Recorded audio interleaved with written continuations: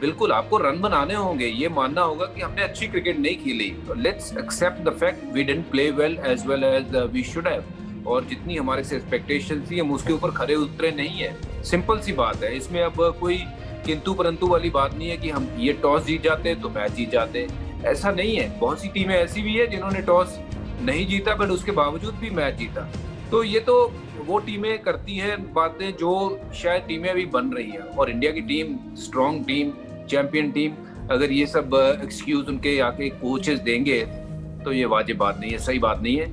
Let's accept the fact we didn't play as well as we should have, और हमारी expectations के ऊपर हम खरे नहीं उतरे, जो कि हो सकता है, किसी भी टीम के साथ हो सकता है, not a problem. But going forward, I mean this is a learning कि आगे चल करके ऐसे जो बयान ना दें हम, और कोशिश करें कि इससे बेटर क्रिकेट खेलें। जी ठीक है, आज भारत उस वर्ल्ड कप के सेमीफाइनल में नहीं होगा, अगले साल एक और वर्ल्ड कप है, उससे अगले साल एक और वर्ल्ड कप है, वो उम्मीदें चलती रहेंगी। और यह भी हकीकत है कि T20 में भारत पिछड़ा हुआ था। हकीकत यह भी है कि भारत T20 को वनडे का एक्सटेंशन ही खेलता था, लेकिन जो 2019 के बाद की बात थी कि आपको कुछ कुछ बदलना होगा, आपने नहीं बदला। क्या अब आप T20 में कुछ बदलना चाहेंगे, या फिर वही होगा, 4 दिन पोस्टमार्टम होगा, 5वें दिन आराम दिया जाएगा और 11वें दिन वही 11 खिलाड़ी वापस आ जाएंगे? नहीं, देखिए, बदलना तो चाहिए। जो आपने गलतियां की हैं उससे तो आपको सीख लेनी ही पड़ेगी। पर दूसरा ये है कि जब हमारी टीम जितनी अच्छी थी उतना हम अच्छा प्रदर्शन नहीं करे, एक तो सबसे बड़ा कारण ये है। दूसरा कारण जो मैं ये कहना चाहूँगा, डेफिनेटली कहना चाहूँगा कि IPL जब आप वर्ल्ड कप खेलने जाते हैं तो कम से कम प्लेयर्स को कोई आपको 10 या 15 दिन का रेस्ट मिलना चाहिए। आप डिसाइड करिए कि वर्ल्ड कप को आपने कितनी अहमियत देनी है, या फिर IPL वाले जो IPL की फ्रेंचाइज है उनको कितनी अहमियत देनी है।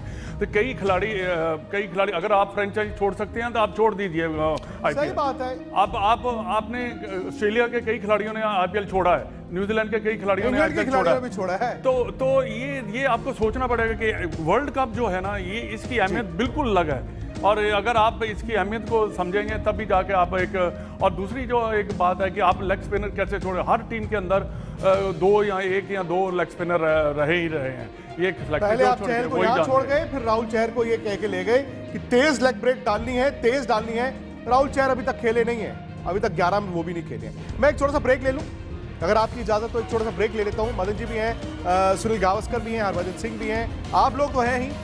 और सवाल ब्रेक के बाद जाते जाते एक बार फिर कि यही सवाल हम हमारे YouTube चैनल स्पोर्ट्स तक पर भी उठा रहे हैं, वहां पर आपकी आवाज भी है। आपको सब्सक्राइब करना है फटाफट से YouTube पर जाकर स्पोर्ट्स तक को, और स्पोर्ट्स तक के ऐप को डाउनलोड भी करना है। सर, में सवाल यह है कि अब आगे क्या? अब जाहिर तौर पर आज ही नहीं तय हो जाएगा कि 1 साल बाद भारत की सोच क्या होनी चाहिए, लेकिन सोच तो बदल जा ही सकती है।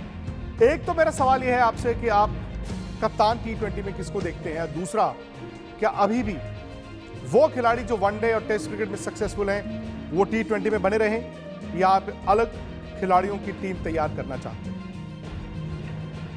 देखिए, टीम में ज्यादा बदलाव तो लाना ठीक नहीं होता, क्योंकि ऐसा नहीं कि आपकी टीम ने सारे मैचेस हार गए। 2 मैचेस में जहां पे जो बल्लेबाजों से जो अपेक्षा थी वो पूरी नहीं हो पाई, और उसी की वजह से आज भारत की ये दशा है, भारतीय टीम की ये दशा है। पर मैं समझता हूँ कि होलसेल चेंजेस करने से कुछ होगा। हाँ, आपकी अप्रोच तो थोड़ी सी बदलनी चाहिए, जरूर बदलनी चाहिए। जो पहले 6 ओवर्स में जो उसका फायदा उठाना चाहिए, जो 2 फील्डर होते 30 मीटर रेखा के बाहर, उसका जो फायदा उठाना चाहिए वो भारतीय टीम ने पिछले कुछ वर्ल्ड टूर्नामेंट्स में उठाया नहीं है। भले वो 50 ओवर्स की टूर्नामेंट हो जहाँ पे 10 ओवर की जो पावर प्ले होती है, वहां पे भी वो उन्होंने उठाया नहीं। और इसी की वजह से जब कोई अच्छी टीम के खिलाफ जो मैच होती है, जब दूसरे टीम के पास अच्छे गेंदबाज होते हैं, तो वहां पे भारतीय टीम ज्यादा रन नहीं बना पाती है। तो ये एक चेंज करना होगा।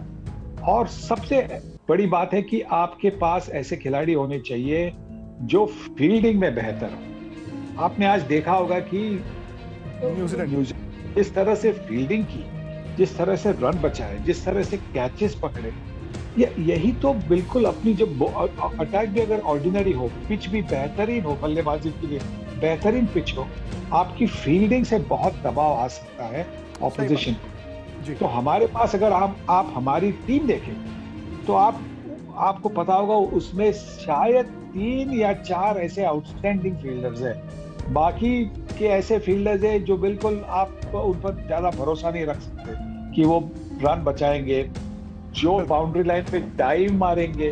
कितने लोगों को देखा है हमने डाइव मारते हुए, कितनी बार हमने न्यूजीलैंड के बॉलर्स को देखा है डाइव मारते। हाँ, भले गेंद 4 चौके के लिए गई हो, पर जो एफर्ट उन्होंने मारा है वो हमने देखा नहीं है। इसीलिए तो टॉप 4 टीम में सनी भाई नहीं है ना भारत। इसीलिए टॉप 4 के बाद अगर आप साउथ अफ्रीका को मानेंगे वो 5वां होगा।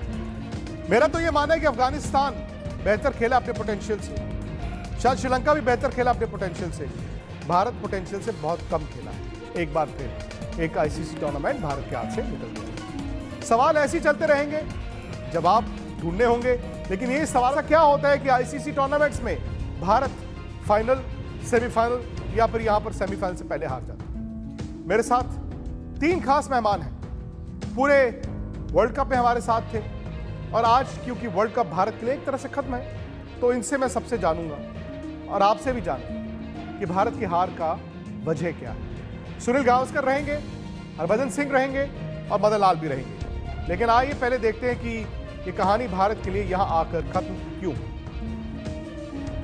भाई, अगर आपका रिमोट किसी और के हाथ में है तो वही चैनल देखेंगे ना जो वो देखना चाहता है। तो आज भारत की तकदीर अपने हाथ में नहीं थी, जो अपने हाथ में था वो किया नहीं। अब उम्मीद ये थी कि अफगानिस्तान अपसेट कर दे न्यूजीलैंड को, वो न्यूजीलैंड जो भारत की बोगी टीम बन गई है। यहां पर डायरेक्टली नहीं, इनडायरेक्टली न्यूजीलैंड ने ही काम तमाम किया।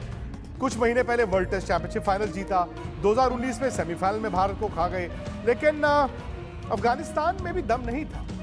वो अपने बाहर से ऊपर जरूर खेले लेकिन न्यूजीलैंड को नहीं हरा सकते थे। अब कई सवाल हैं आपकी स्क्रीन पर और सनी भाई